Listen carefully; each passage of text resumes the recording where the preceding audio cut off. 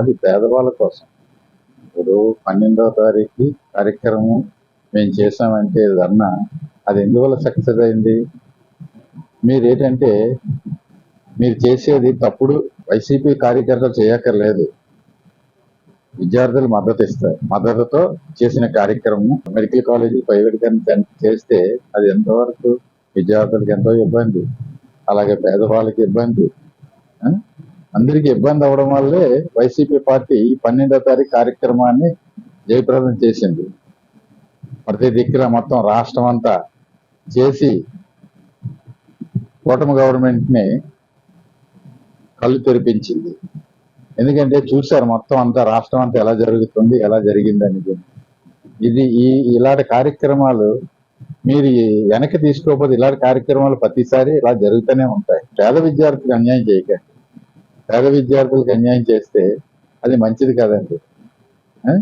ఒక పేద విద్యార్థి ఎంతో మార్కులు తెచ్చుకుంటాడు, 90%, 95% తెచ్చుకున్నా సరే పేద విద్యార్థి డాక్టర్ చదవాలంటే కష్టంగా ఉంటుంది. అంతేగాని ప్రైవేట్ కాలేజీలు అంటే ఆ ఫీజులు కట్టడాలు ఇవన్నీ చేయడాలంటే ఎవరు చదువుకుంటారు? దానికోసమే ఈ కార్యక్రమాన్ని వైసీపీ పార్టీ ఎంత గట్టిగా పట్టుకొని చేసిందంటే మీకు కళ్ళు తెరవడానికి. పేద విద్యార్థి కూడా చదువుకోవాలి. మీ పార్టీలో కూడా పేద విద్యార్థులు ఉంటారు కదండి, చదువుకోక్కర్లేదు ఎవరు. డబ్బున్నాడే చదవాలా కాలేజీ, డబ్బున్నాడే డాక్టర్ అవ్వాలా? కనీసం పేద విద్యార్థులు అవ్వకూడదా? పేద విద్యార్థి డాక్టర్ అయ్యాడు కూడా పేదల కోసం ఆలోచిస్తారండి. 10 మందికి ఒక పేదవాళ్ళకి అందరికీ చూస్తారు.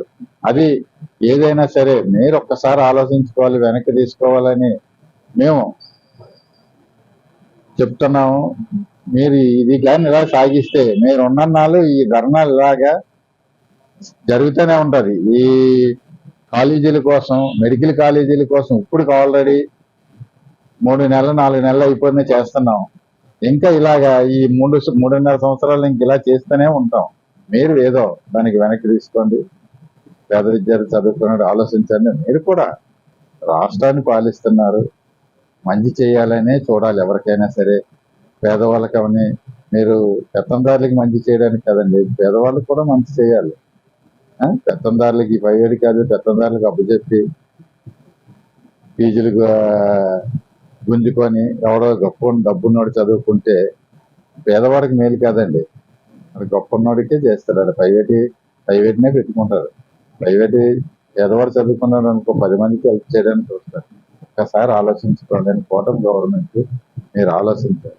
ఇప్పుడు ఎన్నో జరుగుతున్నాయి రాష్ట్రంలోని, ఎన్నో గొడవలు, ఇవి యాక్సిడెంట్లని, బస్సు యాక్సిడెంట్లని, అవన్నీ ఇవన్నీ ఎంత జరుగుతున్నాయి. ఇవన్నీ పట్టించుకొని ఈ ప్రైవేట్ కాలేజీల కోసమే మీరు ఆలోచిస్తారు. ఏం చెప్పి అది కొంత డబ్బు ఖర్చు పెడితే, మీరు ఎన్నో అమరావతికి డబ్బు ఖర్చు పెడుతుంటారు, దానికి ఏదేదో చేస్తున్నారు. దాంట్లో కొంత భాగాన్ని తీసి కాలేజీలు పూర్తి చేసి పేద విద్యార్థి కోసం, చదువు కోసం మీరు పట్టించుకోవాలి కదండి. పట్టించుకుంటే మంచిది. అంతేగాని మీరు ఇలా చేయడం వల్ల పేదలు బతుకుదానికి ఇంకా మళ్ళీ మీరు ఈ 5 ఏళ్ళు చేసేటప్పుడు పేదవాళ్ళకి ఏవి అందట్లేదు. ఇప్పుడు మనం చేసేది మెడికల్ కాలేజీలు మన అందరికీ కావాలి, మీకు కావాలి, అందరికీ కావాలి. అందరు పిల్లలు చదువుకుంటారు. పేదవాళ్ళు అన్ని పార్టీల్లోనూ పేదవాళ్ళు ఉంటారు.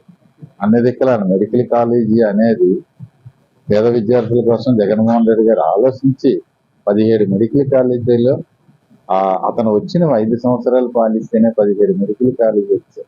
అతనే కానీ 20 సంవత్సరాలు మీకులాగా పాలిస్తే ఎంత ప్రతి పేద విద్యార్థి ఎంతో చదువుకుంటారు. అది ఆలోచించుకొని కూటమి గవర్నమెంట్ కొద్దిగా మనసు పెట్టి ఆలోచించాలని కోరుకుంటూ సెలవు.